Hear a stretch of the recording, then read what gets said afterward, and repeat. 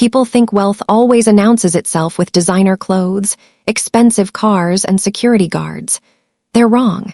Sometimes it wears faded jeans, dusty boots, and carries a toolbox. My name is Victoria Hayes, and on the morning everything changed, I looked exactly like the maintenance crew everyone ignored. The apartment complex was buzzing with activity. Luxury SUVs lined the entrance.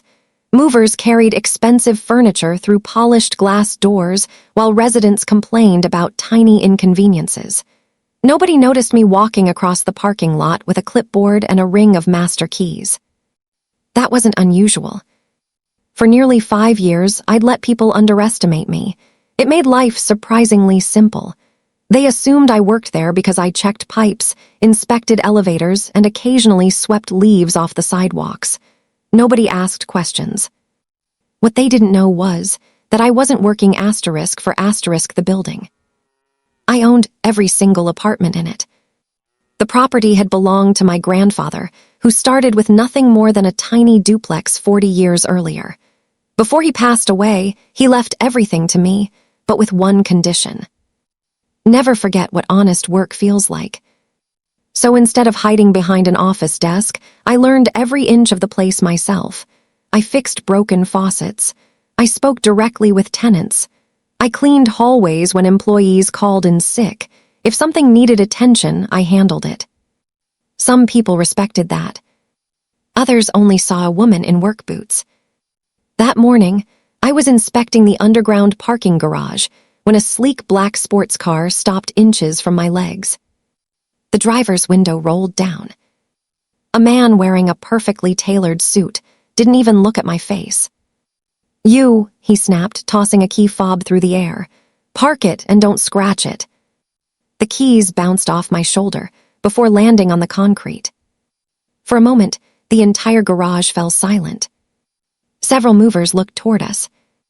A security guard froze halfway through his coffee. I slowly picked up the keys. The man glanced at his watch with obvious irritation. "Well, what are you waiting for? I don't have all day." I smiled politely. "I'm sorry," I said. "I don't park residents' cars." He laughed, a loud, mocking laugh that echoed through the garage. "Residents."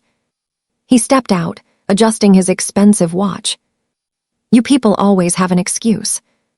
Then he pointed toward my clothes. If maintenance staff started doing their jobs instead of talking back, maybe this place would actually deserve its rent.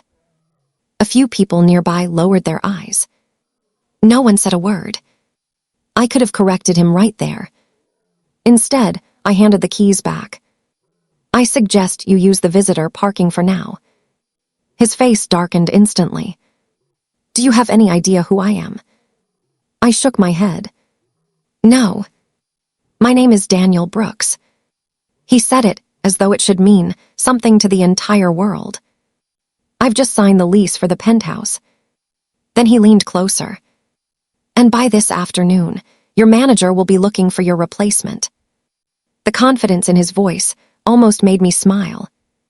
He truly believed he could have me fired. I simply nodded. "I hope your move goes smoothly." That only made him angrier. He grabbed the keys from my hand so forcefully, they nearly slipped again. "You'll regret this." Without another word, he stormed toward the leasing office. As he disappeared inside, one of the movers quietly walked over. "Ma'am." I looked at him. "You gonna tell him?" I smiled. "Not yet." Sometimes people reveal far more about themselves when they believe there's no consequence. About 20 minutes later, my phone rang. It was Emma, the property manager. Her voice sounded nervous. "Victoria, I think you should come to the office." "Is something wrong?" She sighed. "Our newest tenant is demanding that we fire you." I couldn't help laughing. "I'll be there in 5 minutes."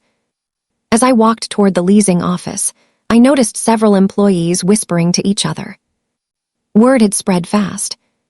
Nobody knew exactly what had happened, but everyone knew someone had underestimated the wrong person.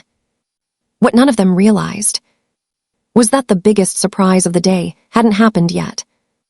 I pushed open the leasing office door and immediately felt every conversation stop. Daniel was standing in front of Emma's desk with his arms crossed, wearing the confident smile of a man who believed he'd already won. "There she is," he said, pointing at me. "That's the employee. I want her terminated before I finish signing my paperwork." Emma looked at me, trying not to smile. "Mr. Brooks," she said carefully, "there's something you should." He raised his hand to stop her.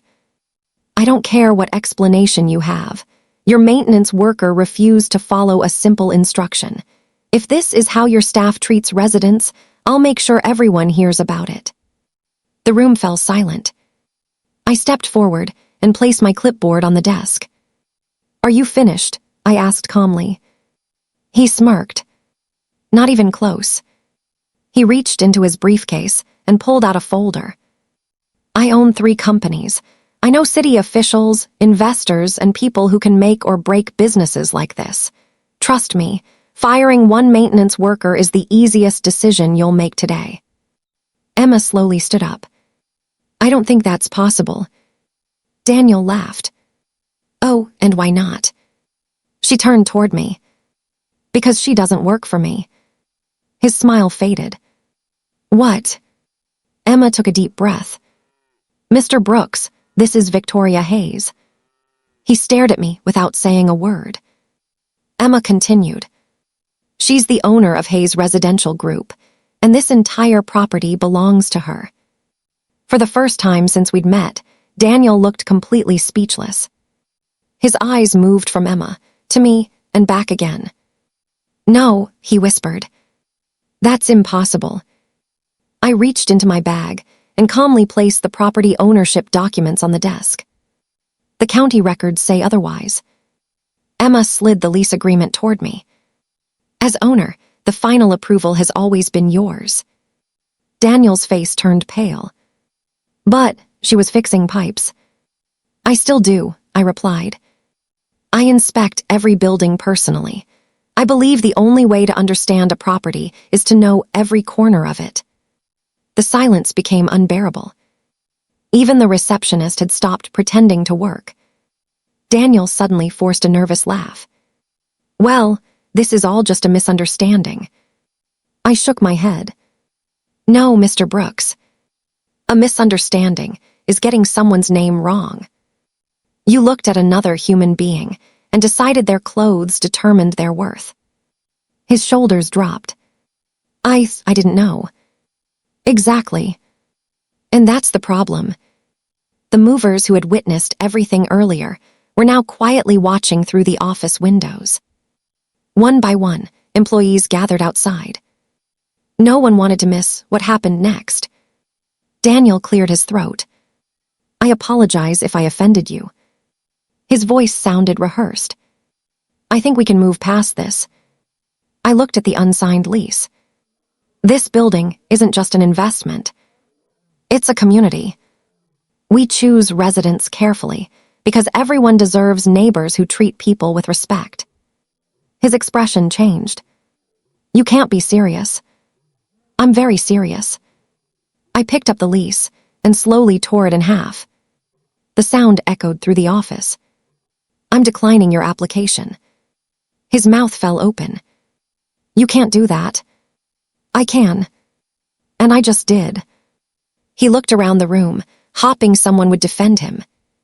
Nobody moved. Nobody spoke. For the first time all day, he understood exactly how powerless arrogance can feel.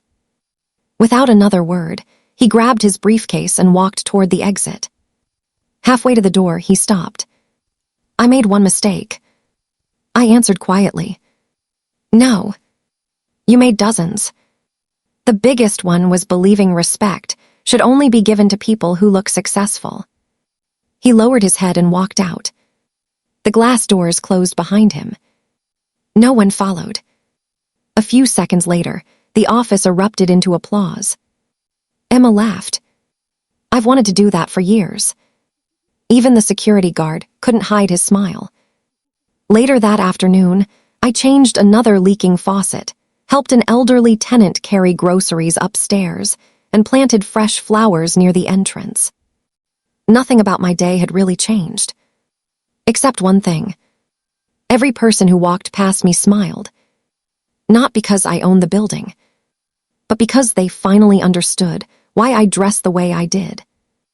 My grandfather used to tell me, "Character is revealed when you think no one important is watching." That morning, Daniel believed he was speaking to someone who didn't matter. By sunset, he realized the most important person in the building had been standing right in front of him all along. If this story reminded you that kindness costs nothing, but arrogance can cost everything, don't forget to like this video, subscribe to the channel, and turn on notifications. Share this story with someone who believes respect should never depend on someone's job, clothes, or status. And remember, sometimes the richest person in the room is the one no one notices.